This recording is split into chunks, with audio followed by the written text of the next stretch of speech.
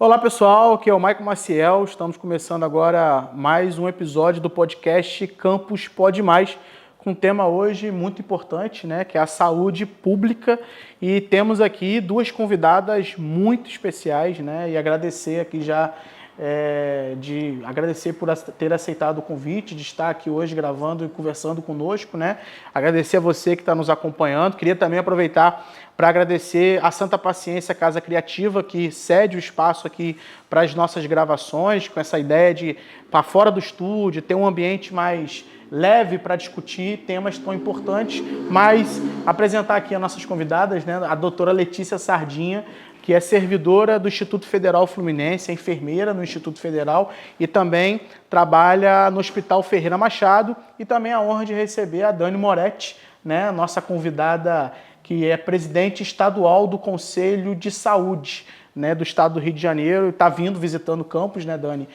Hoje também topou de estar aqui com a gente, conversando, fazendo um bate-papo, né, no dia de hoje. Aí eu aproveito para deixar vocês também um pouco à vontade para se apresentarem, colocarem um pouco das suas considerações iniciais.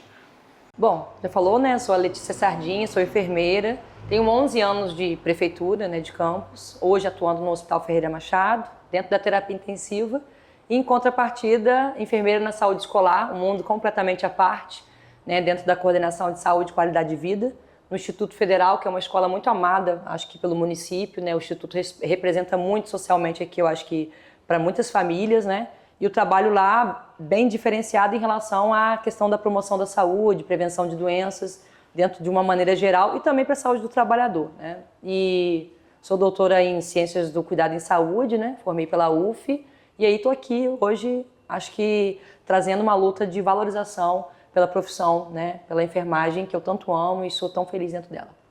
Dani? Então, boa noite. Quero agradecer o convite, viu? Prazer estar com você também aqui, dividindo esse espaço, né? Eu sou Dani Moretti, né? Estou presidente do Conselho Estadual de Saúde pelo segmento de usuários.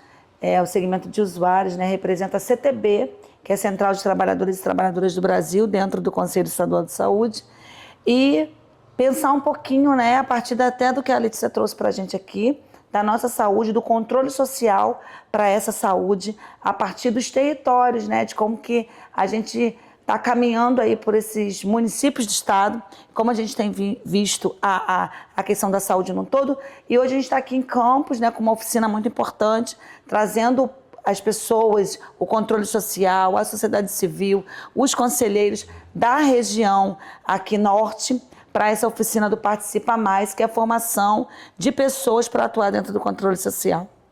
Então, gente, assim, para começar o programa, já com uma pergunta mais ampla, né, da questão, eu acho que perguntar a você, Letícia, como que você entende hoje a saúde pública em Campos, e aí a Dani comentar um pouco sobre a sua visão também já a nível estadual, né? Por exemplo, Campos, Dani, só tem uma UPA, né? Só tem uma unidade de pronto atendimento do estado do Rio de Janeiro na nossa cidade, uma cidade de 500 mil habitantes, que é cidade polo para a região norte fluminense. Por exemplo, esse é um dado que é preocupante, né? Você só tem uma unidade estadual na nossa cidade. Mas eu queria começar com você, Letícia, você comentar um pouco sobre essa realidade que você vive dia a dia, né? Ferreira Machado, né? Na sua luta diária aí. Assim, eu acho que o Ferreira Machado é uma grande escola pra gente, para tudo, né? Eu entendo isso. Ali é o gargalo, né, de um município e de municípios vizinhos. E hoje a minha experiência é que Campos, eu acho que está se reconstruindo. Eu entendo que hoje o município está nessa posição de reconstrução de muitas questões que veio da pandemia e que a gente foi fortemente atingido. Óbvio, somos um município que aqui tinha unidades de terapia intensiva que outros municípios vizinhos não tinham, e a gente teve que abarcar muita coisa, né? E muitas unidades de saúde fechadas que estão reabrindo, ainda não conseguimos reabrir tudo.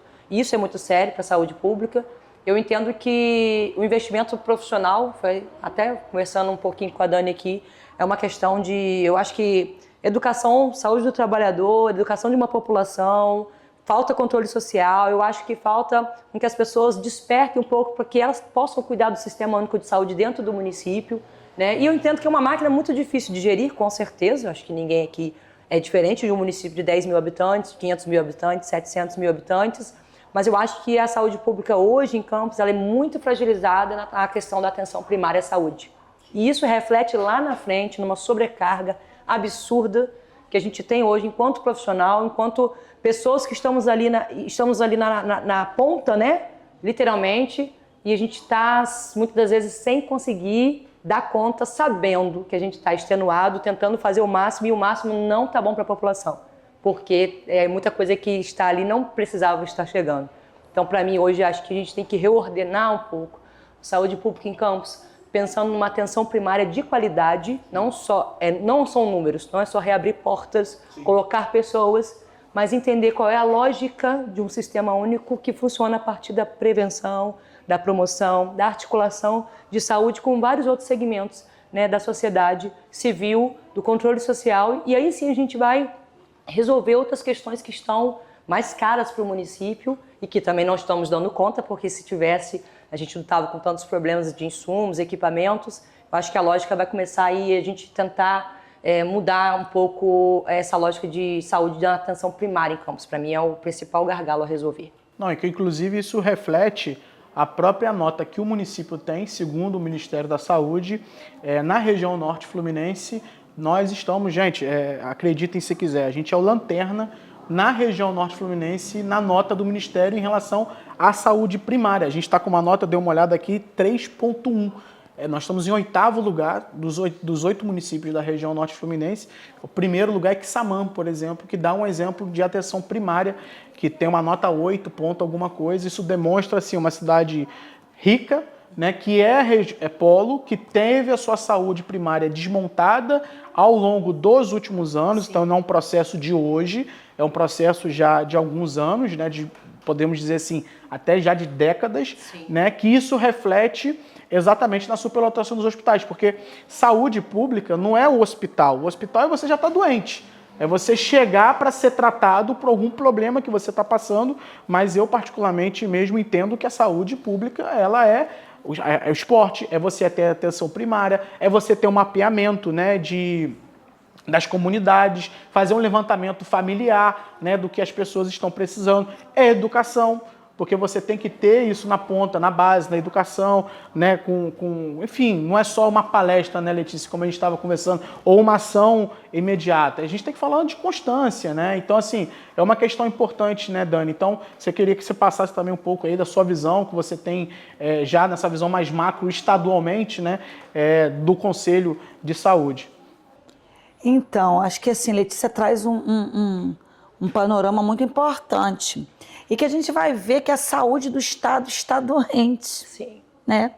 Porque o que ela traz aqui da deficiência, da dificuldade, da falta de assistência, de como fazer, você vai em todos os municípios e você vai ouvir um pouco disso. Né?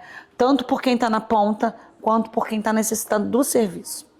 E é isso que você traz um dado que é bem interessante, que é a gente pensar uma cidade que é diferenciada por questão de riqueza, por questão de recurso, né?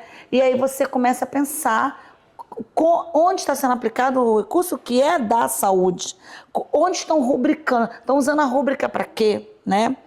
E aí, o que a gente pensa, né? Como é que a gente faz, Letícia, a partir de todo o relato que você traz, dos números que você traz, e dizer como que nós, enquanto controle social, podemos colocar o dedo nessa ferida. Então, eu quero deixar com vocês aqui algumas coisas que é pra gente cara e é pra gente problemática. O Conselho de Saúde do município de Campos, os conselhos são feitos por tripartite, né? Sim. O usuário de saúde, os gestores e os profissionais de saúde. E há uma rotatividade, na maioria dos conselhos, sobre a questão da presidência do conselho. Campos, a gente tem um presidente do conselho que é o próprio secretário de saúde. Então a gente fica pensando... Isso é histórico. Né? Isso é histórico.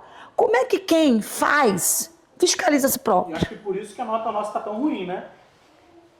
Porque como é que eu vou fazer uma prova para mim e vou dar nota baixa para mim? Eu não vou. E isso vai remeter no que você traz aqui com muita assim, vivência, que é o profissional de saúde, ele está lá com o seu vínculo precarizado, sofrendo, né? Se torna, na maioria dos espaços, né, onde tem essa questão do trabalho. É um mecanismo de manter pessoas que vão agregar, que os poderes perpetuem, Sim, né? E como que esse trabalhador, Letícia, precarizado, sem um vínculo, sem uma estabilidade, ele vai falar mais alto. Ele vai poder, ele não vai fazer isso. Por quê? Porque ele tem a necessidade da boca. Né? Você falou muito bem aqui. A saúde, ela não é quando você já estoura no hospital. Você vem num processo de saúde, eu preciso estar com minha mente bem para eu poder entregar. Eu preciso que meu filho esteja comendo. Eu preciso que meu filho esteja na escola. Eu preciso estar nesse processo total de educação permanente. Então, o que vai acontecer? O trabalhador, ele está lá com seu vínculo precarizado. É uma mãe que não sabe com quem vai deixar essa criança, porque ela precisa estar lá no serviço. E com isso, o que a gente entrega, né, para esse usuário de saúde? Letícia diz assim, é porque você faz e não está bom para o usuário. Mas pensem, qual é a lógica do sistema? É não fazer com que o usuário de saúde saiba disso. Porque vão sempre colocar para a população, ou vão sempre trazer para o serviço que importa para o usuário de saúde que tenha um médico, que tenha assistência. Exatamente. Eles não vão contar para o usuário de saúde que esse médico, que esse enfermeiro precisa ter um vínculo estável para que ele consiga dar conta desse trabalho. Porque se ele tem um serviço onde ele é oprimido, onde ele é assediado, como ele entrega alguma coisa para esse usuário de saúde? Como é que ele faz? Se ele trabalha num sistema que hoje a gente está vivendo a questão das organizações sociais, né? Dentro da saúde. Como é que você pensa que vai trocar uma organização social, que não vai ter insumo para você trabalhar? A gente tem ido a hospitais que você chega lá e fala assim, por que está diminuição de leitos? Não tem pessoas para fazer o trabalho? Não, é que está trocando a AS. Quando troca a OS que está começa a reduzir todos os insumos que tem que entregar. Então, o que acontece com isso? Você não tem como admitir o paciente. A lógica está completamente invertida. Né? Isso aí. Ou seja, a saúde como uma mercadoria. Sim. E isso precisa ser a luta do controle social contra essa lógica realmente que ela atravessa e massacra o usuário de saúde, o trabalhador na ponta, que ele quer fazer um trabalho, mas ele não tem condição. E isso vai causar uma doença, tipo assim, você vai derrubando todo o sistema, porque o trabalhador que está ali, ele também fica adoecido. Até levantar já um segundo ponto, né, que é o que a gente deve construir para melhorar a saúde pública em Campos, eu acho que também de maneira geral, que eu acho que um dos pontos exatamente isso é essa questão da precarização do trabalhador e trabalhadora da saúde em Campos, a gente sabe o nome disso, né, que é o famoso, né, dito RPA, que é quando esse trabalhador não tem nenhuma estabilidade, ele está no sistema não só da saúde, mas da área da educação, assistente social, enfim, ele está permeado em toda a estrutura, estou falando na realidade de Campos, Dani, que está permeado em toda a estrutura hoje da máquina municipal, são trabalhadores e trabalhadoras. Eu acho que é bom também deixar claro que não é uma luta contra esses trabalhadores. Na verdade, a nossa luta é pela valorização dele, para que ele tenha seus direitos garantidos, porque hoje um trabalhador RPA, e quem está aqui nos assistindo, que está nesse regime, sabe muito bem disso, né?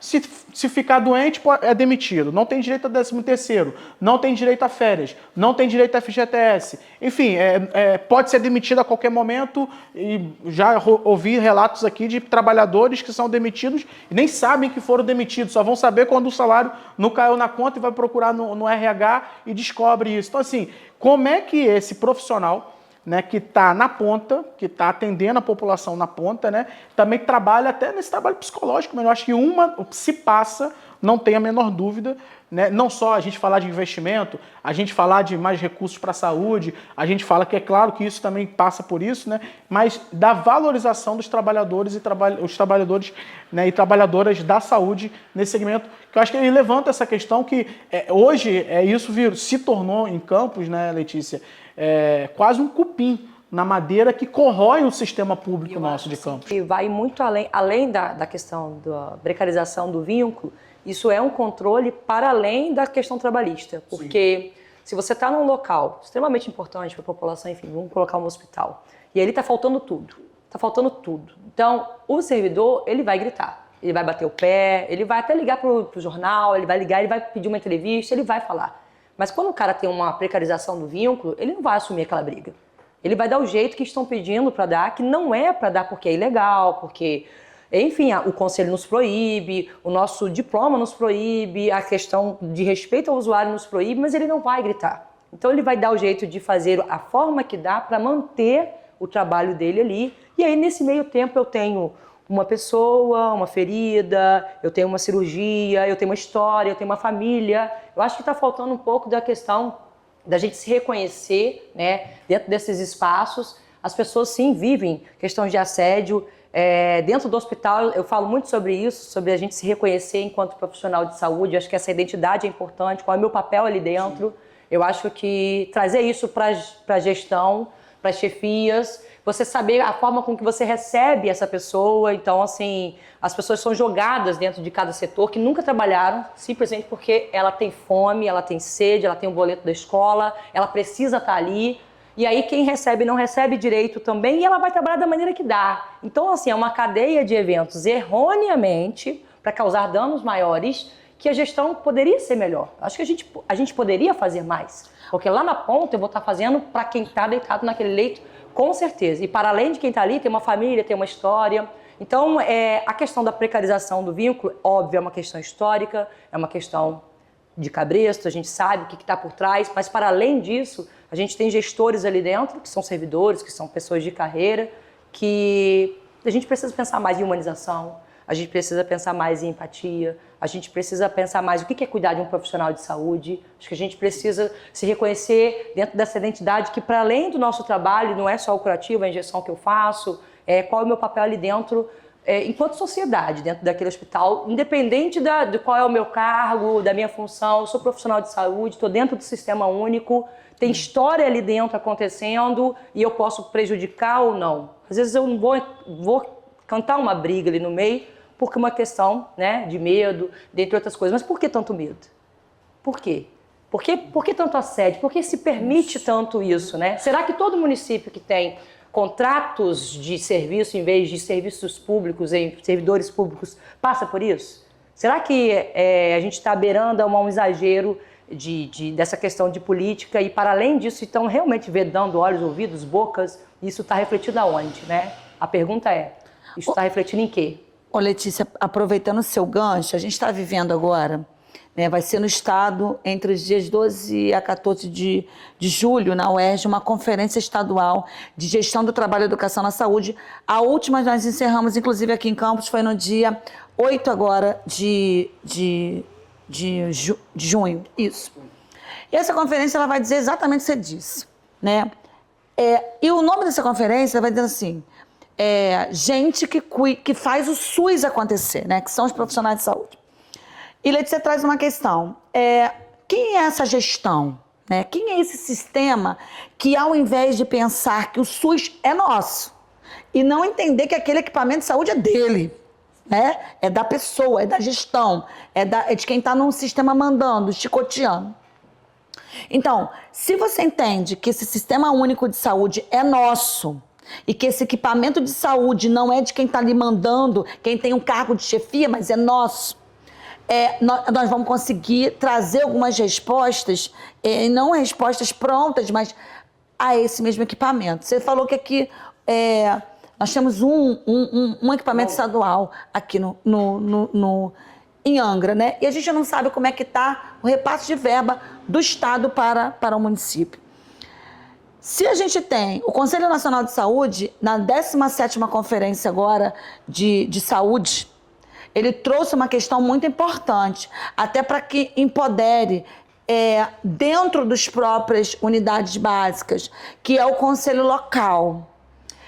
Só que A ideia é fenomenal e a gente está batalhando dentro do Estado para que tenha conselhos locais de saúde, dentro das unidades básicas de saúde. Quem vai fazer esse conselho acontecer? O profissional de saúde, o gestor e o usuário.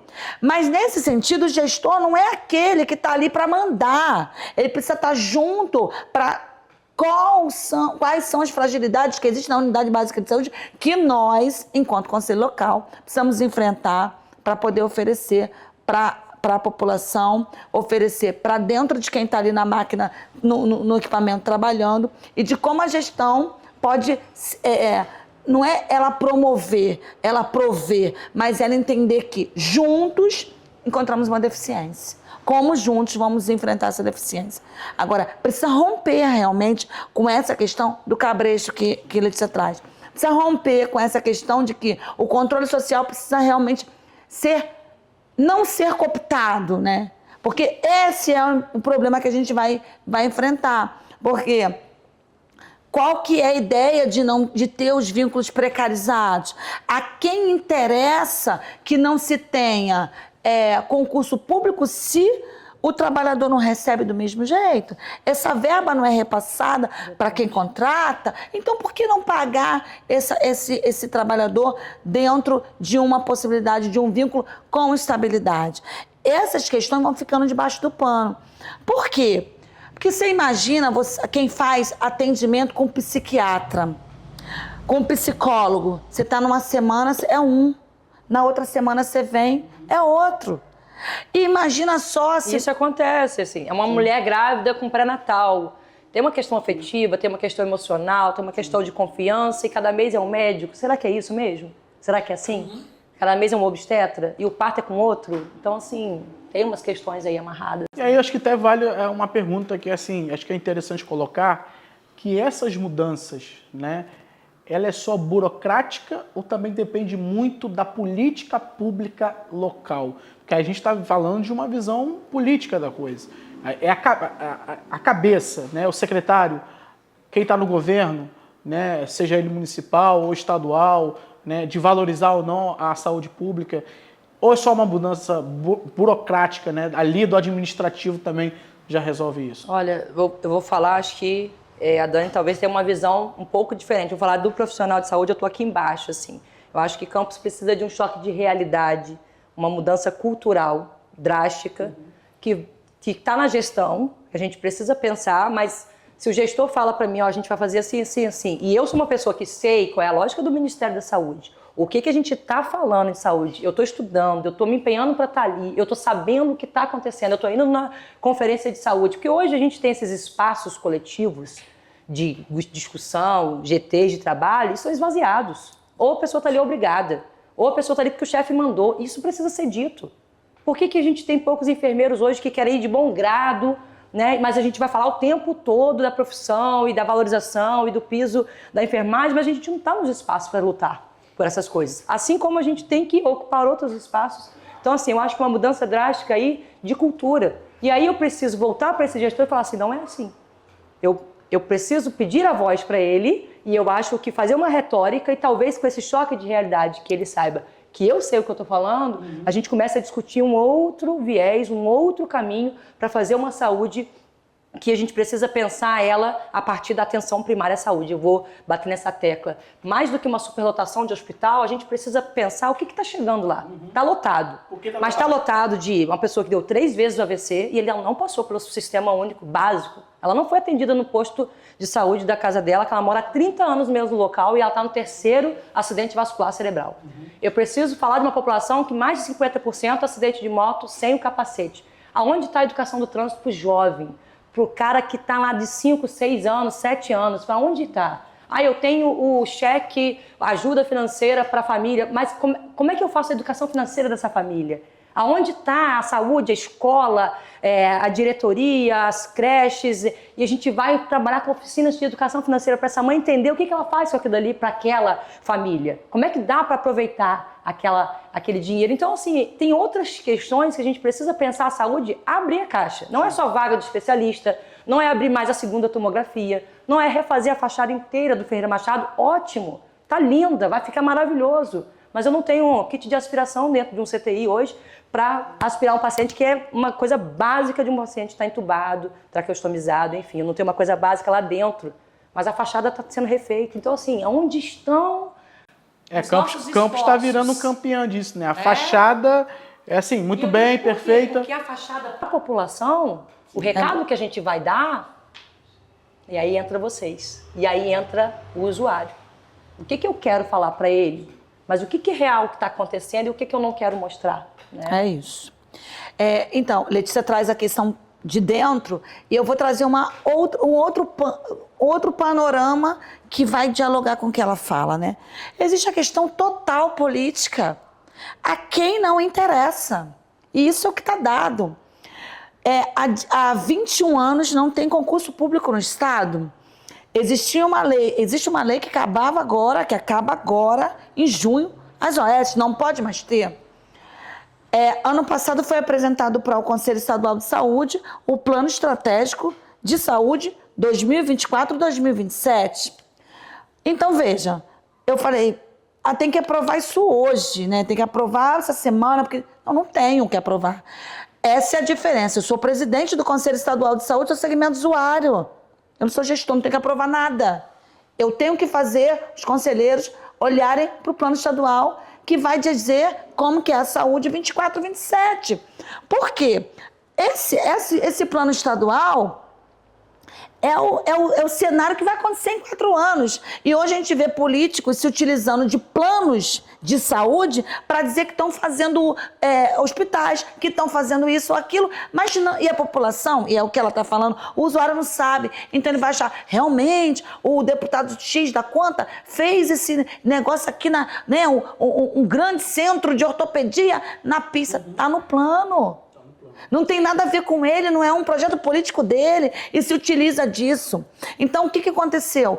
Quando nós olhamos para o plano estratégico 24-27, está acabando as OS em junho, o que vai ter? Ctrl F, cadê o concurso público? Não tem.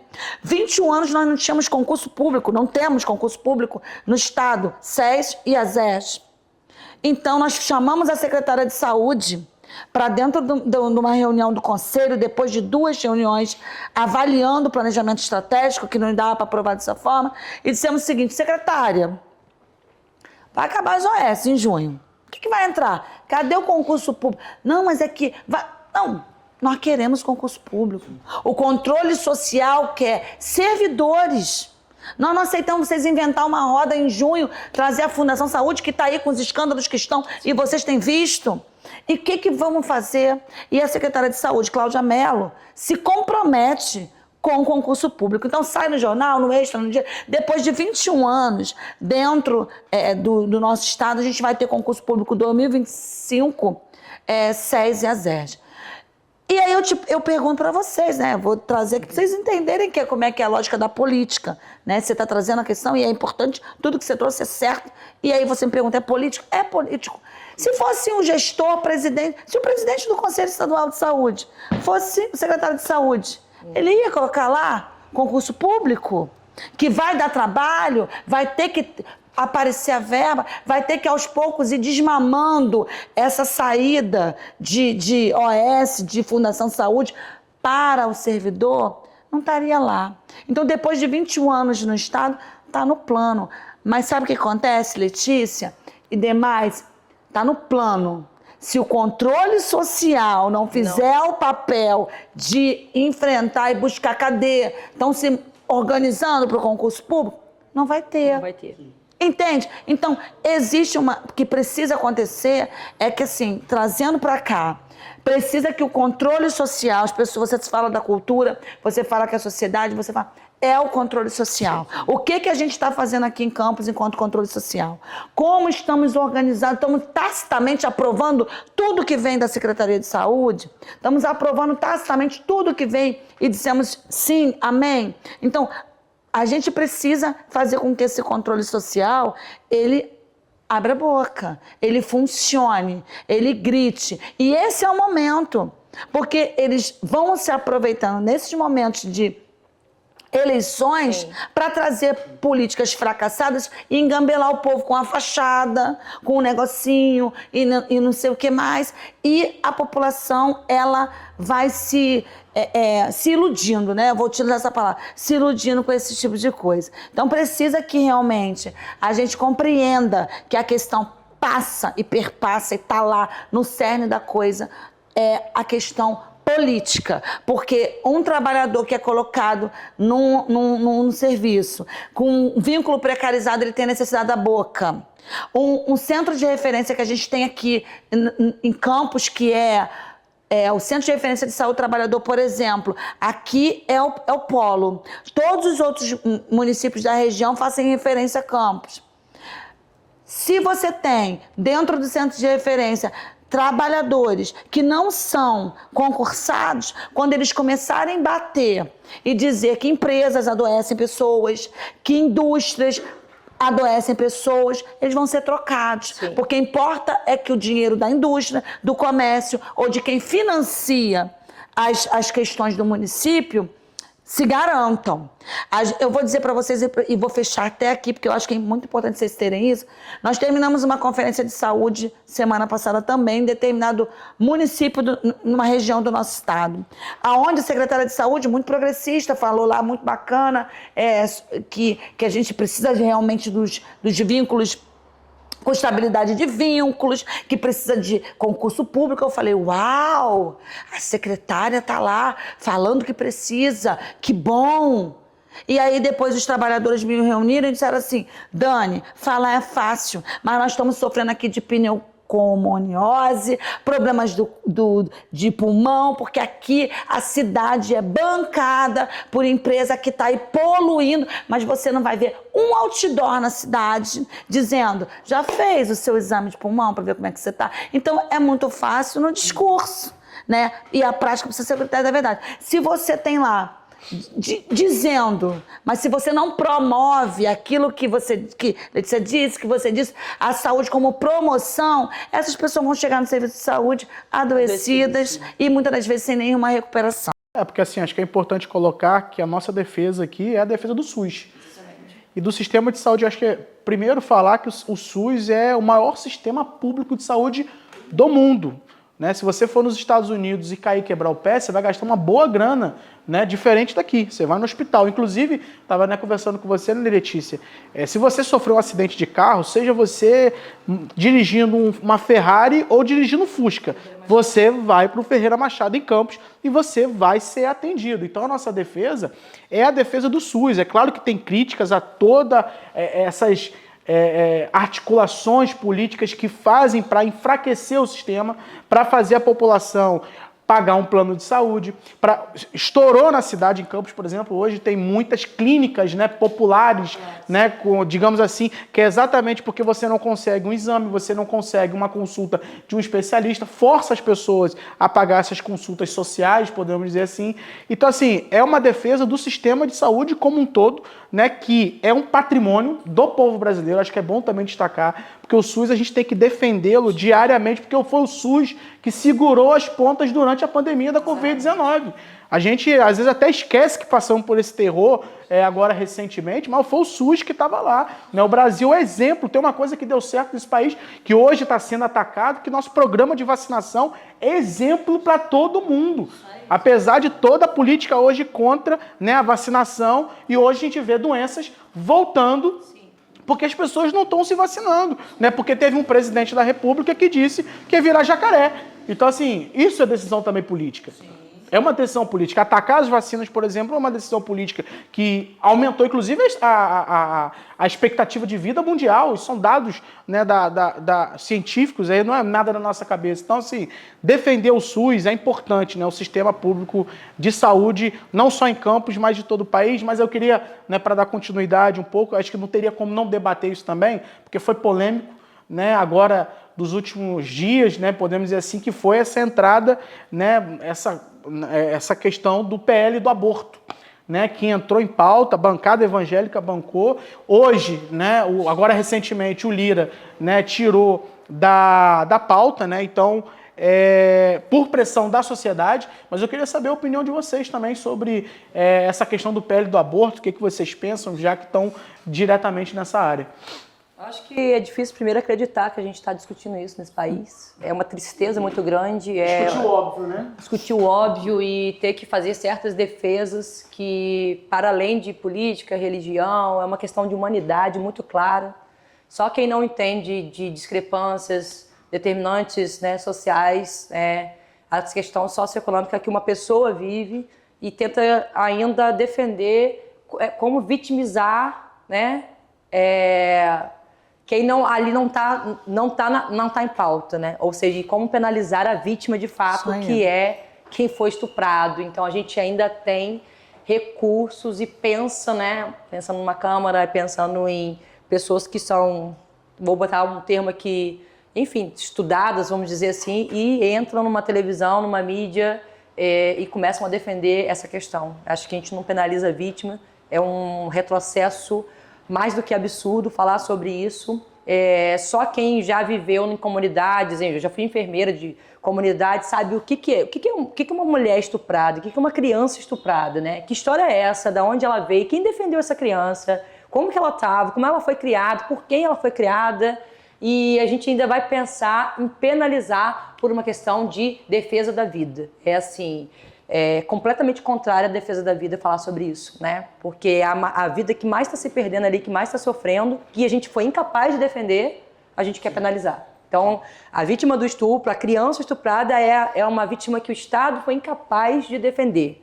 Então, a gente não pode discutir sobre essa PL, é inadmissível, e as pessoas têm que tomar corpo. A gente tem que ir para a rede social, a gente tem que colocar voz, a gente tem que colocar escritas, a gente tem que discutir na família, porque para além de uma questão política que, infelizmente, teve uma polarização muito grande nas últimas eleições, infelizmente, tem que discutir o óbvio, mas essa é uma pauta que a gente não pode se esconder.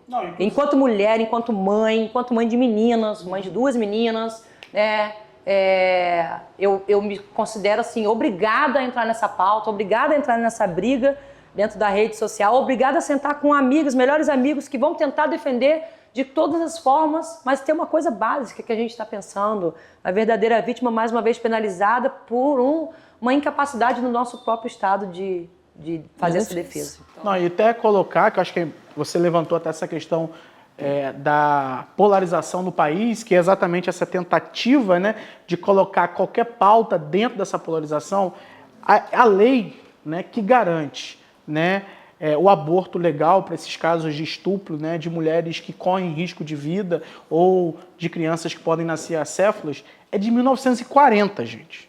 Não é uma coisa que foi aprovada no governo Lula, ou no governo Dilma, ou no governo Bolsonaro. Não foi uma coisa do Fernando Henrique Cardoso. É de 1940. Que as pessoas enfrentam até hoje resistência para ser cumprida. Exatamente. De PL, exatamente. A mulher é muitas vezes negado o direito. Exatamente. Tá na lei. Exatamente. Teve um caso emblemático agora recentemente de uma criança aqui no Espírito Santo que ela só conseguiu fazer o aborto em Pernambuco e teve manifestação na porta do hospital contra, assim, uma coisa assim, uma criança de 12 anos, assim, é coisa inadmissível, né, Dani? Então, queria também que você pontuasse um pouco a sua opinião, né? Então, a gente fica aterrorizado quando vê esse tipo de coisa, sabe? Porque parece que a gente não está vivendo isso, ou então parece que é um bode que colocam na mesa pra gente poder distrair, porque tem algo... É isso, tem hora que eu fico pensando que tem um monstro saindo da parede, sabe? Botaram, isso aqui é verdade que a gente está discutindo? Ou isso aqui é um bode porque tem alguma coisa que vai acabar com a nossa vida?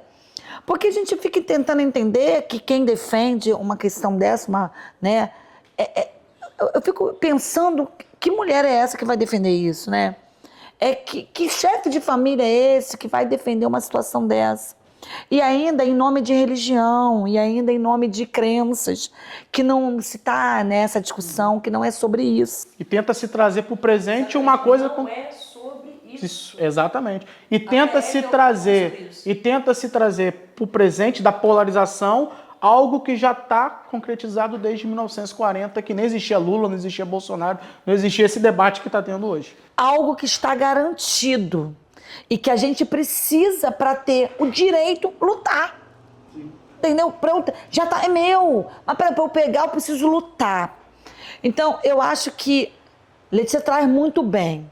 A deficiência, a inoperância, a incapacidade, né, do Estado de proteger criminaliza, responsabiliza o indefeso. E a gente pensar que eles ainda vão colocar isso para frente, eu acho que não, sabe? Eu acho que hoje eles vão precisar dar um passo atrás. Mas é importante que a sociedade entenda o que conservadorismo é esse. Que nós não estamos falando de família, não estamos falando de uma pessoa que aborta uma vida. Não é sobre isso, não é em nome de A ou B, ou vou deixar de... Sabe, essa inversão da coisa.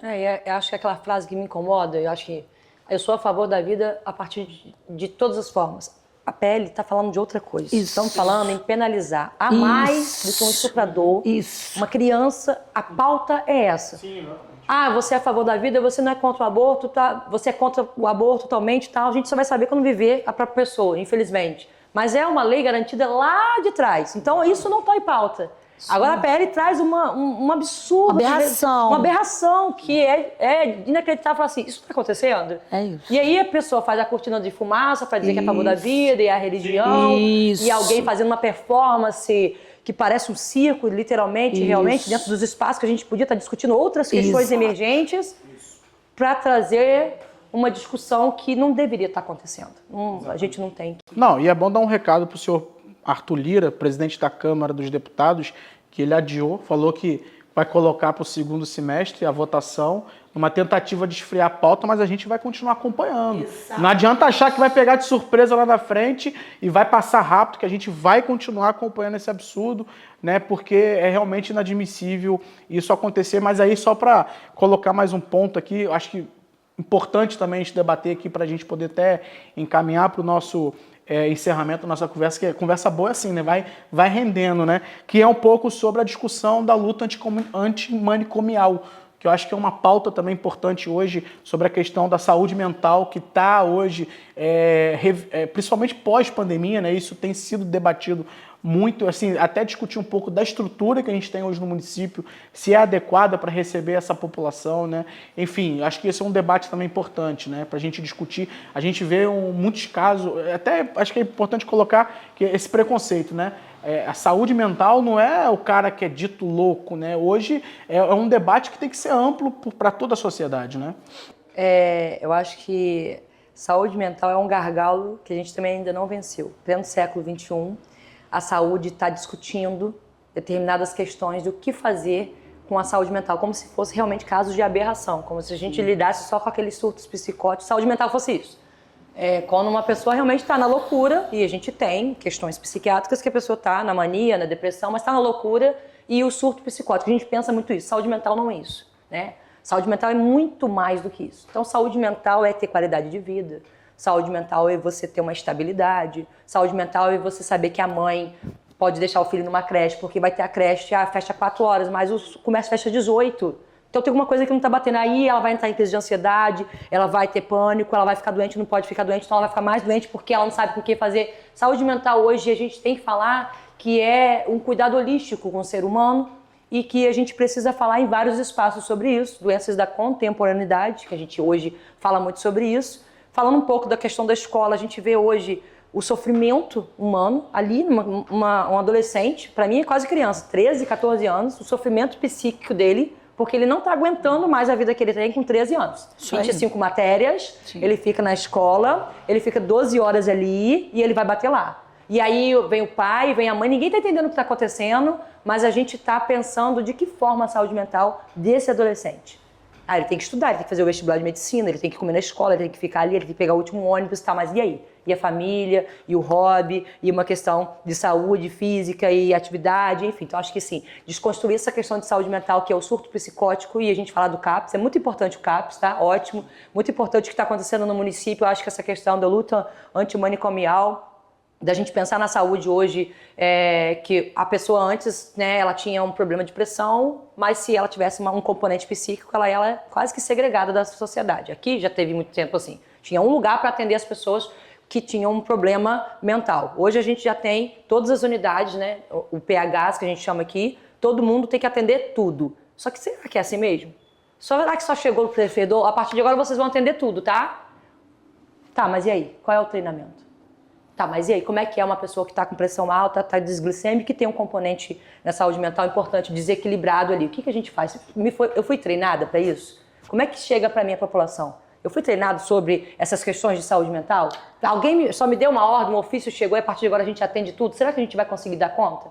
E interessante isso que você traz, Letícia, porque assim, eu peguei um relato lá no Conselho Estadual de Saúde de uma pessoa que era atendida no CAPS. E ela chega numa unidade de saúde e ela tá lá, ela é uma pessoa clinicada no CAPS. E aí não, o problema dela, não, tem que ir pro CAPS, não, tem que ir pro CAPS. E a pessoa sai dali e morre. Eu estava falando exatamente isso com ele mais cedo, assim, a pessoa com um problema de saúde mental, vou botar uma doença assim, bipolaridade, ela tem a pressão alta, ela precisa do clínico também, ela precisa do cardiologista, ela é bipolar, tô ótimo, mas ela tem uma ferida na perna, ela tem diabetes, e aí? E você pede porque você já rotulou o paciente do CAPS. Ele só é isso, ele não é a pessoa que está com problema no coração. E além disso, a gente ainda tem essa questão dessa luta antimanicomial, que eu acho que, vou falar disso assim, não tenho tanto acúmulo nisso, né? Mas a gente saiu agora de uma conferência de saúde mental também, Letícia, a criminalização. Sim. Porque a gente ainda tem a pessoa com esse problema e tem a questão da dependência. Sim. Então a gente precisa muito que avançar nesse sentido, pensar de como cuidar, né? Como ajustar. Reinserção na sociedade, a reinserção, que a gente fala. Como né? que prepara o profissional de saúde para ele não ser, eu tenho que cuidar. Tá, mas como eu faço? Como a gente pensa quando você acaba com as internações, que a gente não quer mais isso, a gente luta contra isso e começa a fazer socialização dessas pessoas, né? E inserir elas na sociedade. Como que você prepara a vizinhança para poder estar recebendo isso, né? A gente já tem alguns municípios como exemplo que estão fazendo as casas, né? De trazer essas pessoas para socialização. E de que existem centros que estão recebendo ligações, por exemplo, de dizer assim, eles estão pegando Uber aqui para ir lá na cidade, mas eles não podem ir ao cinema. Eles estão se socializando. Porque relatos que a gente ouviu na Conferência de Saúde Mental, e teve um que foi muito emblemático para mim, sabe? Porque antigamente, quando eles queriam separar pessoas que se amavam, mas que não são do mesmo círculo social, davam um jeito de internar. E eu vi um relato de uma filha, né? Na realidade, uma neta, que a história foi essa, se apaixonou, engravidou, então separa, interna, e a pessoa vive como louca. Social, né? E isso vai repercutindo na família. E essa neta estava ali, porque a mãe, né, que é fruto dessa situação toda, ela adoeceu mentalmente. Então, assim, a gente pensa a questão do adoecimento mesmo a partir dessa lógica dos CAPS e pensa o que Letícia trouxe. Na minha época, a gente tinha tristeza quando um coleguinha ficava de mal, a gente ia na rua, puxava a cabeça, alguém se metia na briga. Hoje, a gente está enfrentando crianças de 8 anos desesperadas porque o amigo bloqueou no WhatsApp, porque não está me curtindo mais lá no Instagram, será que fez comigo? Então, assim, a gente está produzindo esse problema da questão da saúde mental. A gente está vivendo uma sociedade onde o trabalhador, eu vou falar um pouquinho dessa questão do trabalhador, ele não pode atender o celular enquanto ele está trabalhando, mas o patrão pode ligar para ele mensagem até tantas horas quando ele está em casa. As metas são cobradas e cobradas e cobradas e cobradas. E como fica essa saúde mental? Então, como enfrentar isso? Eu acho que ainda é um desafio muito grande para a questão da saúde, para a questão da sociedade, dos profissionais de saúde. A gente vê, inclusive, na própria academia, Letícia, grandes doutores, grandes professores que precisam dar conta de publicação, para se manterem. Já é dito que a academia nos adoece, né? Então, você sai dele querendo nem voltar a botar a tese debaixo de uma gaveta e nunca mais olhar, Então, porque é sofrimento psíquico. como que a gente enfrenta isso, né? Como que a gente... Que sociedade a gente vai ter? Letícia fala que tem 2 meninas aí que estão crescendo. Certamente, com 2 anos, elas já estão pegando o celular e sabendo como é que fica isso, né? Então, acho que é um desafio, nada Assim, fácil. é muito mais fácil a gente segregar, né? Tudo que é muito difícil é mais fácil você botar no cantinho. Acho que a saúde mental ou aquilo que está dando defeito, você troca, você substitui, você compra uma peça nova. E eu acho que a saúde mental chegou numa discussão que, gente, se parar para pensar, tá todo mundo com componente psíquico afetado. Exatamente. Por questões do trabalho, por questões emocionais, por questões relacionais, tá todo mundo com componente afetado. Então, será que a gente precisa, de fato, pensar nessa luta de não segregar mais? A doença mental, ela tá aqui, ela é mais um componente fisiológico, né, do corpo, totalmente psicossomático, se a gente parar para pensar, e a gente precisa colocar corpo. Acho que é pensar, eu também faço parte desse bolo aí, né? Então, todos nós, né? até que prova o contrário, todo mundo que pode surtar. Então, a gente tem que cuidar, né? Então, assim, aproveitar aqui para finalizar a nossa conversa, né? Agradecer a você, Letícia, agradecer a Dani por ter aceitado ter participado do nosso programa aqui, do nosso podcast, ter batido esse papo tão legal, tão incrível, assim, né? Que flui, né? Às vezes a gente embala, né? E vai indo, e principalmente agradecer a você que ficou até aqui, até agora aqui conosco, acompanhando esse podcast. Espero que você possa também fazer suas reflexões sobre a campus que a gente quer, né? Que campus pode mais, passa por saúde, passa por debates importantes, mas sempre tentando também trazer essa leveza. Agradecer a todos vocês e até o nosso próximo programa do Campus Pode Mais.